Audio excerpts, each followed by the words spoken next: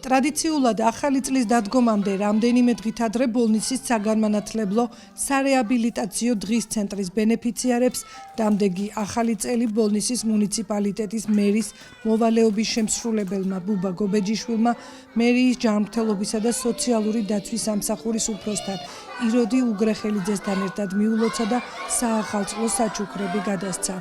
Ჩვენ თვითმმართველობის ერთ-ერთი პრიორიტეტი განსაკუთრებული საჭიროებების ბავშვების ზრუნვაა. ამ მიმართულებით ჩვენს მუნიციპალიტეტში არაერთი პროგრამა მოქმედებს და რა თქმა უნდა ჩვენ მათზე ზრუნვას მომავალშიც კვლავ აქტიურად გავაგრძელებთ. პირველ რიგში გილოცავთ დამდეგშობა ახალ წელს ხვავის ბარაქის და ბედნიერების მომტანი ყოფილიყოს.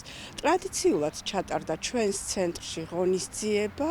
თავისი ხელით დაამზადეს რაღაცა სათამაშოები, რაღაცა ნაძვისხე ავაწყოთ ყველა მერთობლივად. და ძალიან დიდი ფუსფუსი გვაქვს ხოლმე. ეს იწყება სექტემბრიდან და აი დღესაც კი რაღაცა ფუსფუსებდით და ერთად ვაკეთებდით.